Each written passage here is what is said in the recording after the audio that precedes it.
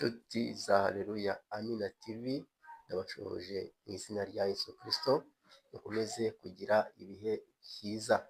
Uyu munsi tuje uyu muyoboro tuje kuganira, uyu munsi turaganira ku mihanda, umuhanda, kiye kumbaza ati se uraganira ku muhanda trafiki cyangwa se iki? Oya, ntabwo ndi trafiki, ariko nanjye ndi umunyarwanda kandi ukunda igihugu cyanjye, kandi nanjye natangamo umusanzu. Nk'uko bisanzwe rero muri kumwe na Hitimana Dismas. Reka nyuma yo gusenga tuze icyo kiganiro. Mana, tugushimiye ko turi guterana, tugushimiye ko wabanye natwe, tugushimiye ko waturinze. Ngaho umugisha abantu bose bagiye kudukurikirana, kandi ibyo tugiye kwigira aha ngaha bigira umumaro kuri buri wese. Urakoze cyane kubyumvishe, ngaho bana natwe mu izina rya Yesu Kristo tubigusabye, amen. Nshuti za Haleluya Amina TV rero, nk'uko nari mbibabwiye, tugiye kuganira ku umuhanda uyu nguyu unyuramo abantu, uyu nguyu unyuramo ibinyabiziga, umuhanda unyuramo ibintu bitandukanye, unyuramo amamoto, umuhanda unyuramo amagare, umuhanda unyuramo abanyamaguru, umuhanda unyuramo abantu bayarwaye, umuhanda unyuramo abakecuru, umuhanda unyuramo abasaza, umuhanda unyuramo ibyiciro bitandukanye. Mbese umuhanda ni uwo kwitonderwa kuko buri wese arawukenera. Kubera iyo mpamvu rero, kubera urwo rujya n'uruza rw'ibintu binyura mu muhanda, biteza ikibazo, ugasanga habaye impanuka, ugasanga ndetse impanuka bamwe zirabakomerekeje, ugasanga abandi zibambuye ubuzima, ugasanga ibinyabiziga birahangirikiye, ugasanga bitwaye amafaranga menshi kubikoresha, ugasanga ugiye mu bitaro hatandukanye, usanzemo abarwayi benshi kubera amagisida.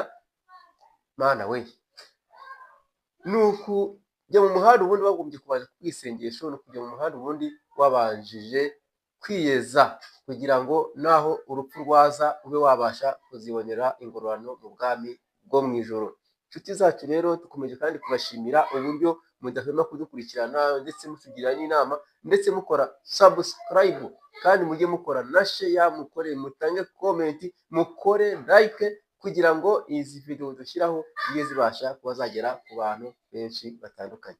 Isaha rero ndakwinginze kugira ngo ukurikire isomo neza, kandi rwose rirakugirira akamaro, kuko rireba buri wese, rireba umunyamaguru, rireba umushoferi utwaye ikinyabiziga runaka, utwaye moto, bireba utwaye igare, bireba umuntu wese wambuka. Wowe umunyamaguru ukwiriye kubahiriza zebra crossing, kuko iyo ubikoze nabi ubangamira abashoferi, kandi ukaba wabasha no kuhasiga ubuzima. Mw'iyo minsi hariho amagisida menshi cyane, ndumva nakwibanda nko ku bamotari. Abamotari bo rwose agisida zibageraho ni nyinshi. Amakuru umwe usanga avuga ko abamotari aribo bari mu makosa, abamotari nabo bakisobanura bavuga bati ni imodoka zitubangamira, cyane ko mw'iyo minsi hari ikibazo ngo cya moto zikoreshwa n'amashanyarazi.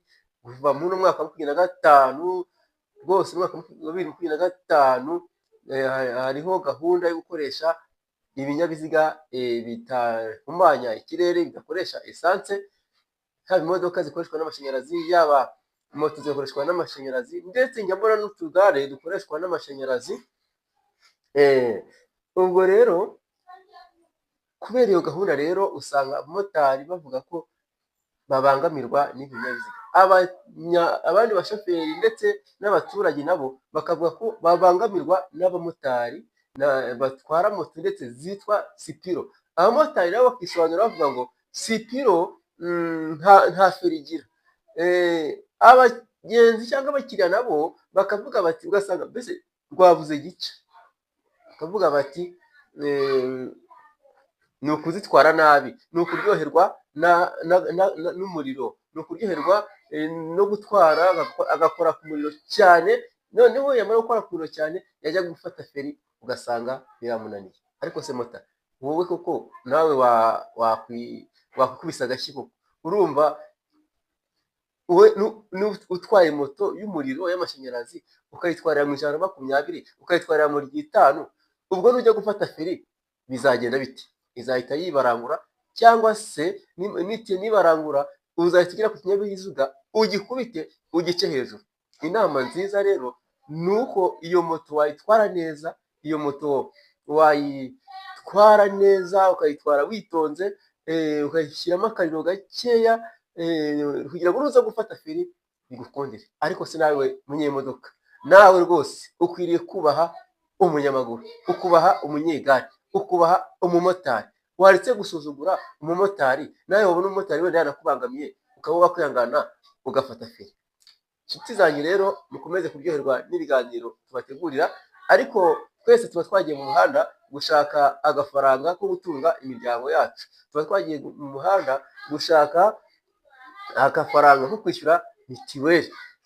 Nta mpamvu yo kujya mu muhanda ngo bakugarure uri umurambo, ntabwo ari byo. Mujye mwihanganirana, mukomeze dukorere igihugu cyacu, dukomeze duteze igihugu cyacu imbere, kugira ngo tuzabone inyungu, tuzakomeze kuba mu Rwanda rutoshye. Murakoze cyane, mwari kumwe na mwene so muri Kristo Yesu, Hitimana Dismas.